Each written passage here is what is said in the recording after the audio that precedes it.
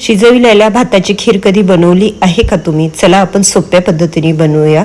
तर इथे मी वाळलेलं खोबरं मिक्सरच्या भांड्यात वाटून घेतलेलं आहे 1 वाटी। तुम्ही ओलं घेतलं तरीही चालेल।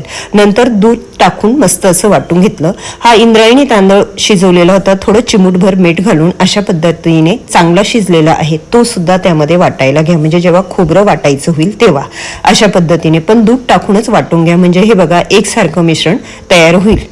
आता 1 ते 1.5 लिटर दूध गरम करायला ठेवा। ते गरम होत आलं की ते मिश्रण त्यामध्ये टाकून सतत हलवत राहा, नाहीतर खीर खाली जळेल आणि गुठळ्या होईल। हे बघा अशा पद्धतीने। तर अतिशय रुचकर अशी ही खीर होते, एकदा नक्की बनवून बघा। आवडेल अशीच रेसिपी आहे आणि सोपी आहे। आता जसं तुम्ही हलवत राहाल तसं तो घट्टपणा होतील। तर अगोदर आपण तूप टाकलेलं नव्हतं म्हणून मी हे वरतून तूप टाकलं आणि व्यवस्थित परत एकदा मिक्स करून घेतलं। आता त्यामध्ये अंदाजे तुम्ही साखर टाका। तर इथे मी 1 ते 1.5 वाटी साखर टाकलेली आहे अशा पद्धतीने आणि तीही मिक्स करून घेत आहे।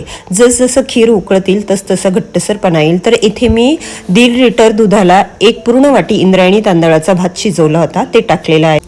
थोडीशी वेलची पावडर, जायफळ पावडर टाका आणि नंतर तुम्हाला त्यामध्ये काय सुकेमेवे ते टाका, थोडेसे चारोळे टाका, काजू बदाम पिस्ता टाका आणि बघा किती घट्टसरपणा आलेला आहे। तर नक्की एकदा अशा पद्धतीने तुम्ही खीर बनवून बघा। पण खीर बनवताना खास तुम्ही इंद्रायणी तांदूळ घ्या।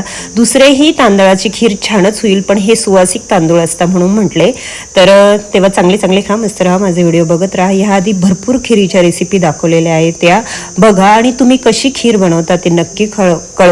अशा पद्धतीची खीर तुम्ही नेमके कोणत्या कार्यक्रमासाठी बनवतात तेही सांगा। मस्त तूप टाकून आणि वरतून परत थोडंसं काजू बदाम पिस्ता टाकून खा। तेव्हा बाय, मी पुन्हा येईल नवीन रेसिपी घेऊन।